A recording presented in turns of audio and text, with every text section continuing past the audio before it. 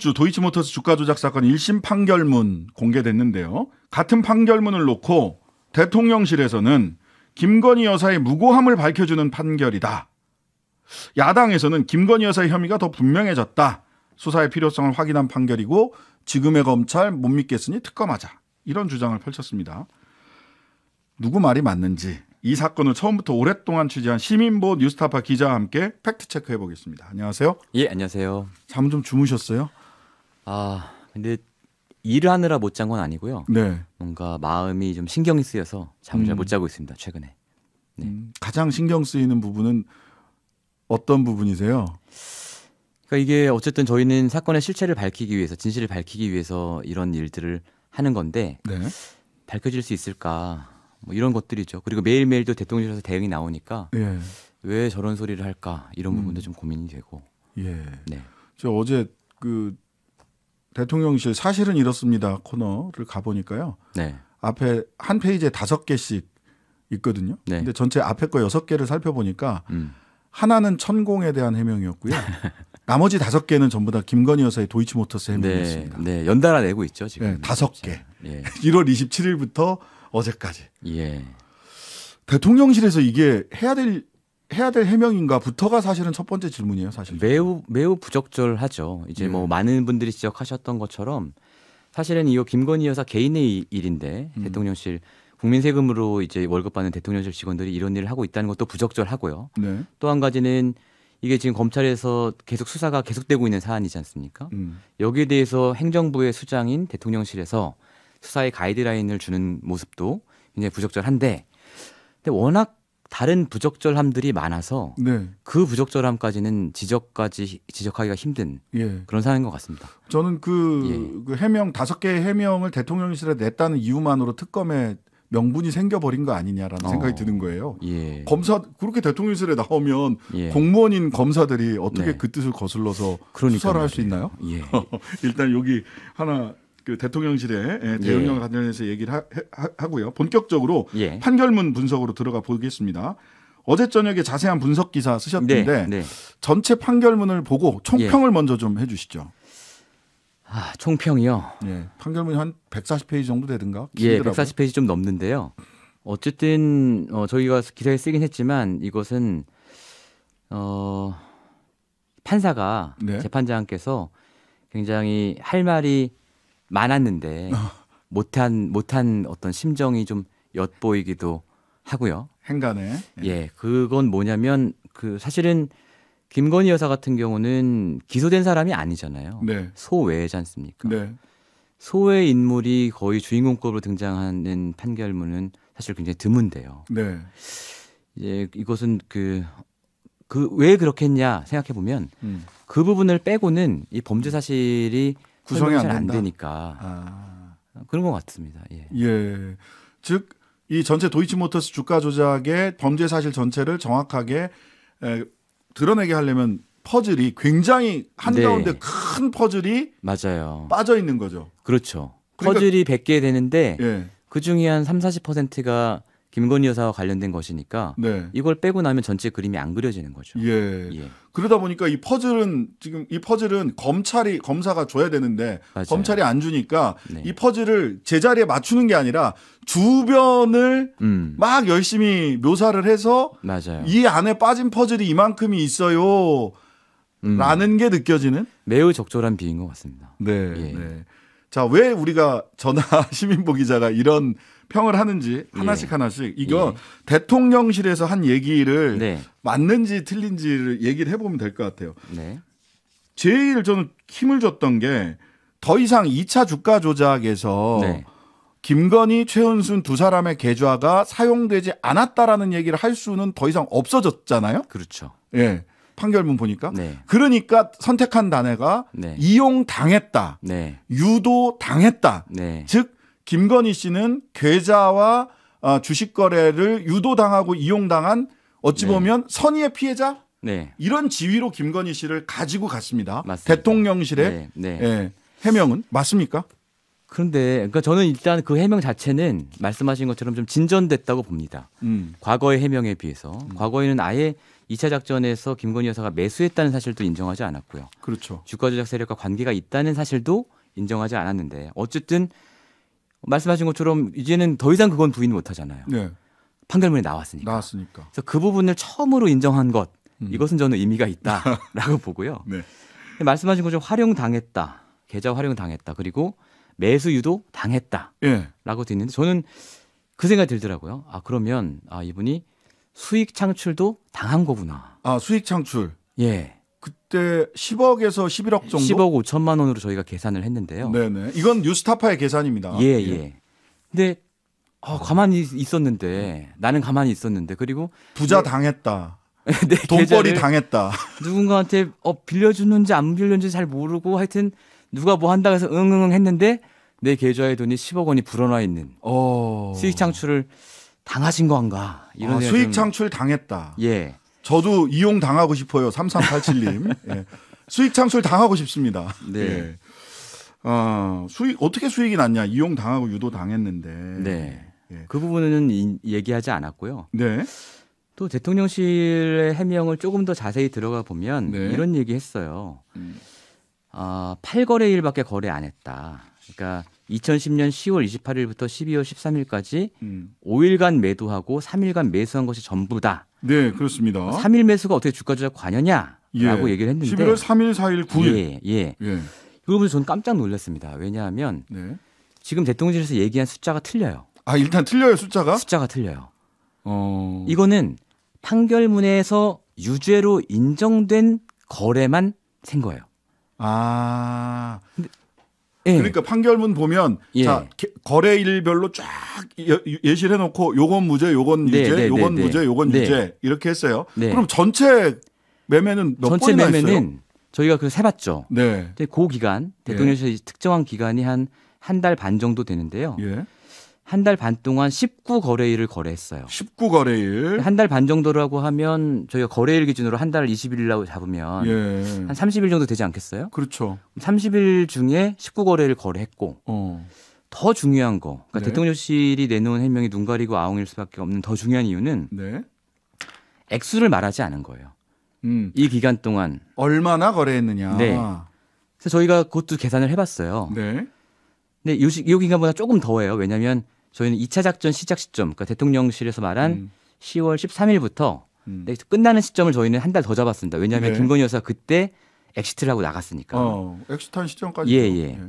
그 기간 동안 김건희 여사가 주식을 49만 주를 매수했고요. 예. 돈으로 따지면 18억 4,600만 원어치를 매수했고요. 매도한 주식은 더 많아요. 왜냐하면 그 전에 매수한 걸 팔았다가 또 샀기 때문에 어쨌든 매도 주식이 67만 주 30억 9,800만 원어치. 매도 주식이 네. 30억 원어치다. 그러면 그만큼 돈이 들어왔다는 얘기잖아. 그 매도를 했으니까 돈이 들어왔죠. 그 전에 뭐 매수한 비용이 있겠지만. 네. 그러니까 도이치모터스 같은 주식은 굉장히 중소형 주고 예, 많이 안 들어와요. 하루에 뭐 거래량이 저희가 예전에 계산해 보니까 뭐 몇 억밖에 안 되거든요. 네네. 그래서 사실 김건희 여사 많이 살 때는 도이치모터스 하루 거래량의 막 거의 절반 가까이 사고 그랬었잖아요. 맞아요. 그러니까 이 정도 액수면 충분히 주가 움직이기에 충분한 규모인 거예요. 그러니까 이 물건 사고판 규모가 며칠 3일 만에 3일이라고 치더라도 3일 만에 물건 사고판 규모가 대형마트 물건을 떨어갈 정도로 그런 데가 아니에요. 도이치모터스는 그냥 딴 데 큰 회사랑 삼성이나 이런 데는 근데 사고판 규모가 동네 구멍가게 물건 절반 이 정도는 그냥 사고 팔았다. 혼자서. 그래서 제가 어떻게 이런 해명이 나왔을까. 왜냐하면 대통령실에 계신 분들도 다 유능하신 분들이고 또 다 뭐 판사 출신도 계시고 검사 출신도 계신데 잠을 못 자고 고민을 해봤는데 그것 때문에 잠을 못 자신 거야. 왜 어떻게 이런 해명을 했을까? 저의 결론은 뭐냐면 변호사들도 내가 피고인을 방어하려면 피고인한테 솔직한 얘기를 들어야 되잖아요. 내가 맞습니다. 당신이 한 일을 다 알아야 그중에서 어떤 건 내가 방어를 하고 어떤 건 방어를 못하고 이걸 구분을 해서 잘 변론을 할 수 있습니다라고 얘기하잖아요. 맞습니다. 솔직하게 얘기해달라 이렇게 얘기하잖아요. 안 그러면 불의타 맞습니다. 이렇게 얘기를 해요. 불의의 타격. 그러니까. 솔직하게 얘기를 안 해주면 어디서 펀치가 날라올지 모르거든요. 그런데 제 생각에는 대통령실의 누구도 김건희 여사한테 사실관계를 물어볼 수 없는 상황인 것 같아요. 그러니까 자기들도 언론 보도 보고 판결문에 나온 거 보고 그것만 그 사실관계만 갖고 대응을 하는 거예요. 근데 저희가 김건희 여사의 계좌 그 거래 내역을 다 이제 계산해서 네. 저희 홈페이지에 다 올려놨거든요. 네, 엑셀 네. 파일로 만들어서. 예, 맞아요. 그건 안 보셨나 봐요. 그걸 보셨으면 이런 해명을 못했을 텐데. 네. 그러니까 이게 사실 적어도 김건희 여사에 관한 부분에 대해서는 대통령실의 정상적인 기능이 좀 작동을 안 하고 있는 게 아닌가, 붕괴해 있는 거 아닌가 이런 생각이 들더라고요. 그리고 또 하나 주로 얘기하는 게 전주 손모씨인가요? 예. 그 전주 무죄 받지 않았냐. 그러니까 단순 전주인 김건희 수익 창출 당했을 뿐인 김건희 여사도 당연히 단순 전주로서 무죄다라는 얘기해요. 저도 그 부분에 대해서 그래서 열심히 비교를 해봤습니다. 이 손 씨와 김건희. 손 씨 같은 경우는 일단 거래 액수는 되게 많아요. 자기 계좌, 아내 계좌, 자기가 운영하던 회사 계좌를 이용해서 75억 원어치를 샀어요. 큰 손이시네. 예, 제일 많아요. 전주들 중에. 김건희 여사 같은 경우는 한 40억 샀거든요. 만만치 않으신데요. 김건희 여사가 그러니까 4등이고 이분이 1등이에요. 근데 손 씨 같은 경우에는 재판부에서 뭐라고 했냐면 다대한 자금을 동원하여 공격적으로 주식을 매수하는 성향을 가지고 있어서 그중 일부 매수 주문이 우연히 고가 매수가 되거나 통정 매매로 분류되었을 뿐이다.